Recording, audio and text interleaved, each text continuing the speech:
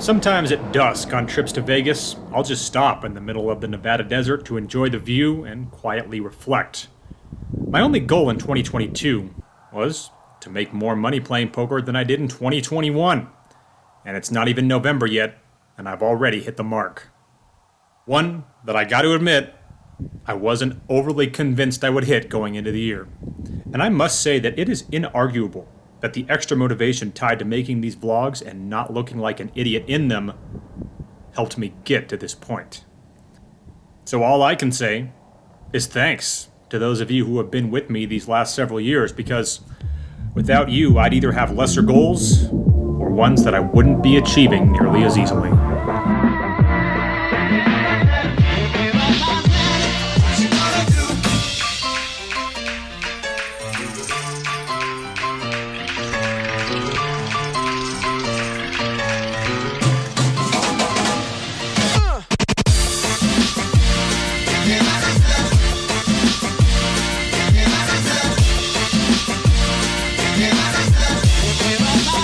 Alright, it is part 2 of this Vegas trip. As you can see, I'm headed to the Golden Knights game today. Thanks to Scott at Peppermill, by the way. Scott B, I should point out, the other Scott. I'm fired up for Golden Knights Jets, but first, gotta jump in this game here at Aria. It's been years since I have shot a vlog here at Aria. Let's hope things go well today. The poker room at Aria was absolutely jam-packed on a Thursday afternoon, so there would be a wait. And during that wait, I met up with Anthony Ramirez, who you may remember from the Texas trip earlier this year. We'd finally get the game going at about 1:30, and I'd buy in for $1,500. The first hand would come when I'd call a raise on the button with ace-5 of hearts, and with 40 in, the flop came ace-deuce-6 with a couple of diamonds, and under the gun 1 bets out for 20, and with top pair, I'm obviously not going to be folding here. So with 80 in, the turn is a 6, and now he checks.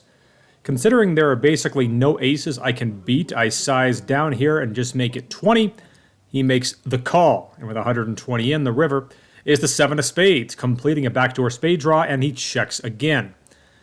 Based on a few factors, I was just really pessimistic about the idea of him calling me with worse, so I just decide to bet $15 here.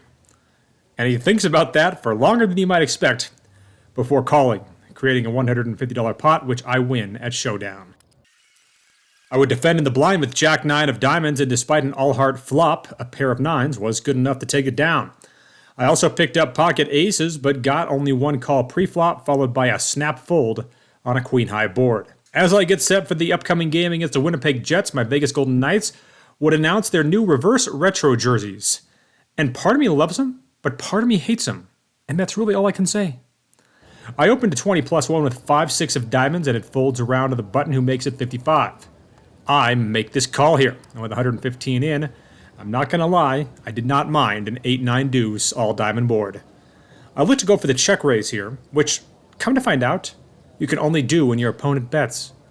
He fires 50 here, and in an effort to keep all of his overpairs in, I settle on a sizing of 125. He barely thinks about it for a minute before folding. Getting action on the big hands remains difficult on this trip, but I'm guessing I wasn't up against very much. I then would have ended up with the best hand had I hung around on the river with 2 black jacks on a queen-high board with 3 clubs on it. It was a 3-way pot, and the guy who bet the turn was on a laptop playing an RPG of some sort. And as is policy, I don't give those guys action. That's never a policy that's let me down. Though this guy didn't win the pot either, as the guy on my right had called with 10 deuce suited and made a flush. I then opened pocket queens and got 3-bet to 65, which I just called en route to an ace-high flop. That may never be ideal, but in this case, all it did was kill my action as he snap-folded to my turn bet. The game was certainly not action-packed, that's for sure, though I did get called when I bet my queen-jack on a queen-high board, but got a fold when I turned trips and continued to bet. This is a mid-session update being recorded upstairs at Aria. The rule of thumb is this: the louder the poker game, the better the poker game. And this game I'm in right now is really fucking quiet.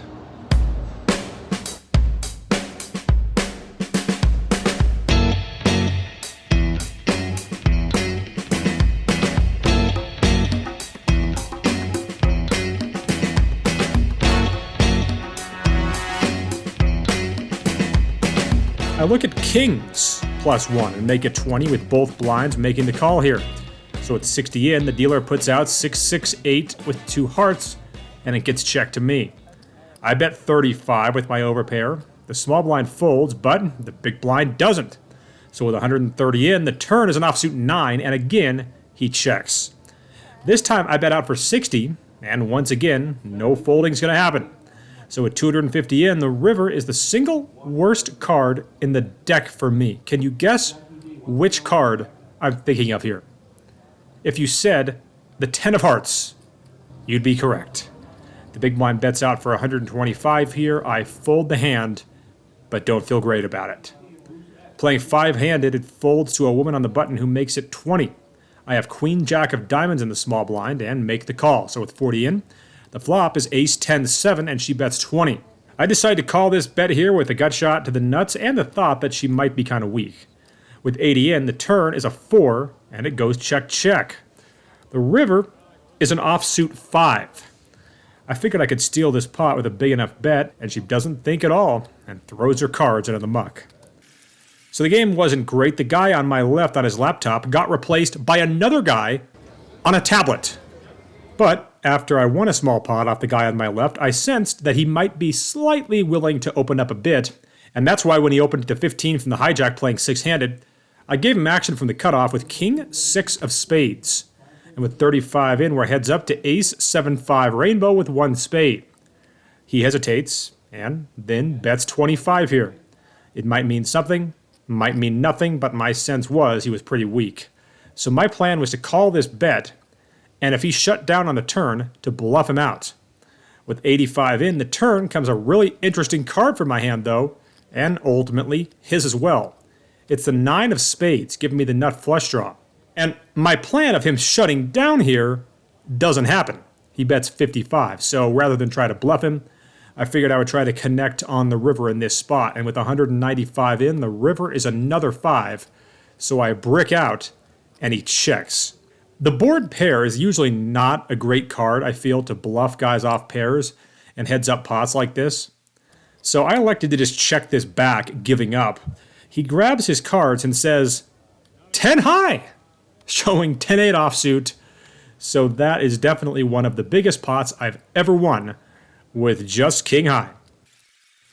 I'd finally flop a set in this game, which was nice. I'd bet 35 into 80 on 9-7 deuce with my 9s, getting 2 callers. But when an offsuit queen hit the turn, I bet 100 and both ran for the hills in a hurry. So much like how Mike McD once said, morning can't come soon enough, the way I saw it, 6 p.m. couldn't come soon enough in this game, so I could get the hell out of there and go watch some hockey.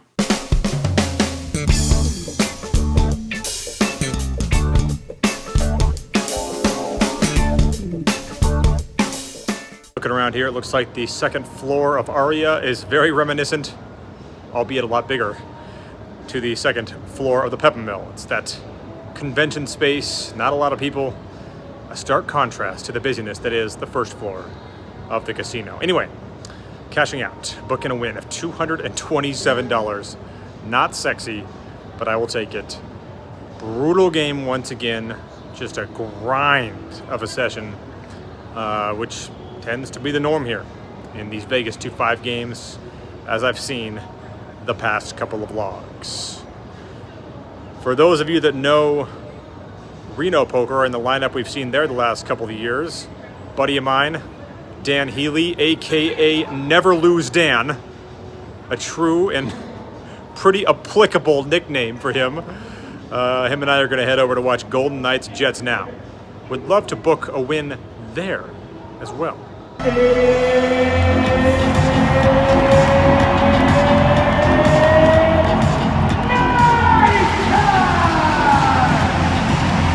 It's always awesome to see the pregame festivities at T-Mobile Arena for a Golden Knights game. I may watch all the games on TV in Reno, but you've got to be in Vegas to get that part of the experience.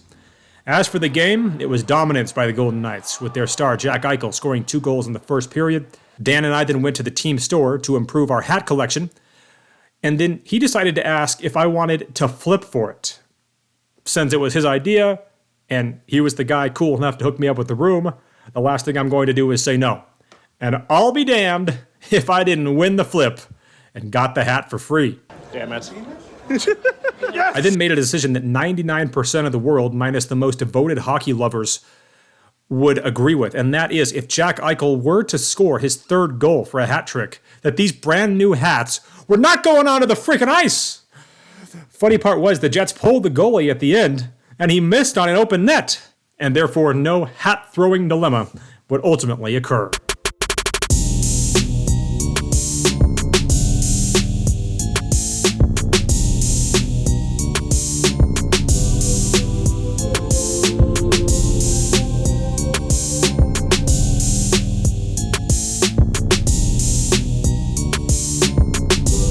I'd get one more session in at Wynn the following day, and that session would actually be, despite it being the shortest session of the trip, the most profitable. So despite only playing 3 sessions on the trip and none of the games being particularly great, I'd still book a small win for that Vegas trip before heading back to the northern part of the state.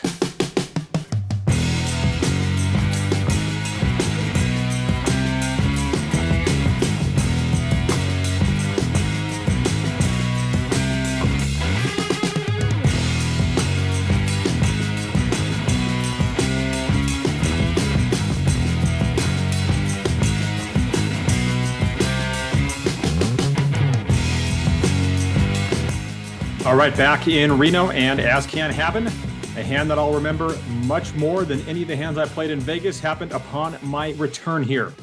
And I'm going to mention that in just a second, but first I got to point out I am loving playing in the Carolina Poker Club on ClubGG. I think that GG Poker has really become the standard when it comes to online poker internationally and here in the US. If you want to get a taste of that, it's ClubGG. That's your option.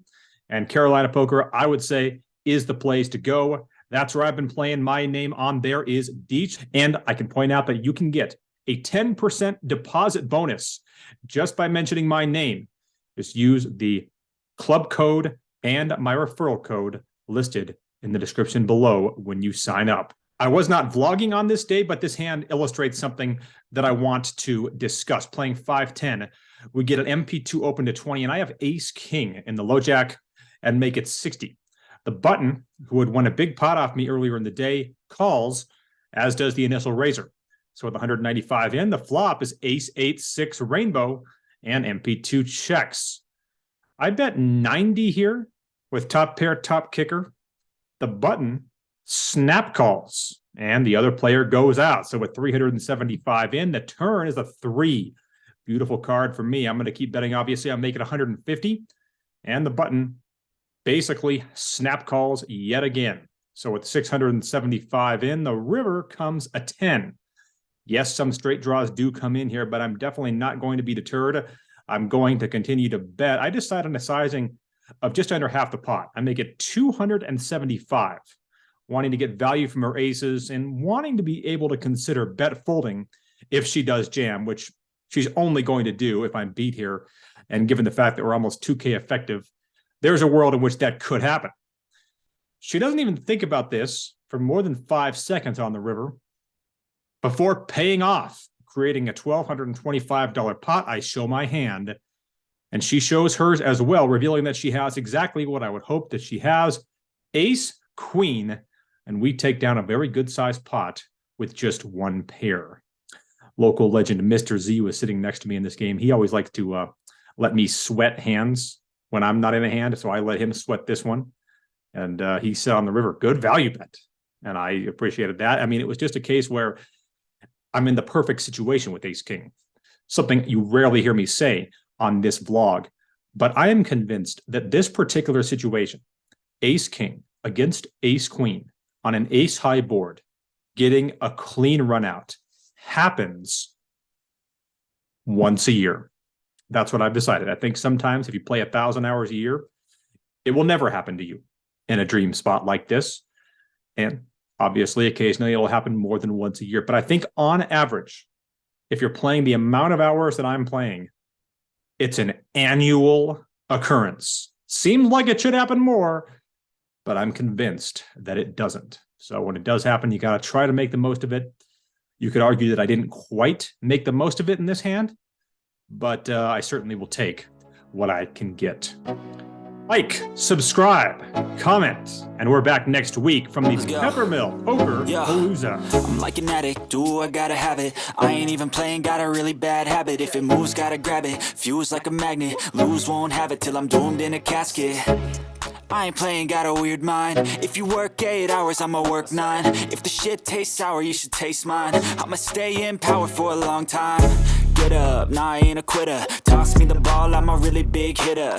Big picture, I'm a straight killer. Rising the song to the highest bidder. Got juice, got gas, I'ma move fast. New shoes, new tracks, like who's that? I'm new, come back, better than last. Yeah, it's a new me, never gonna look back. Never gonna look back.